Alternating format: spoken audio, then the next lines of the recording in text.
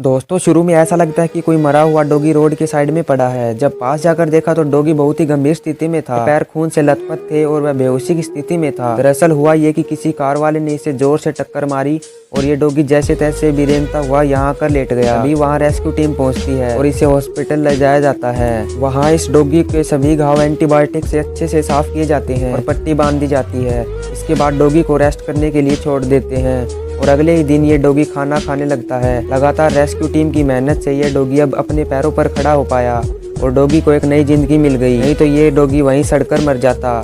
दोस्तों ऐसे लोग बहुत ही कम मिलते हैं जो एक बेजुबान की जान बचा ले। इनके लिए एक लाइक तो बनता है। जय हिंद, जय भारत।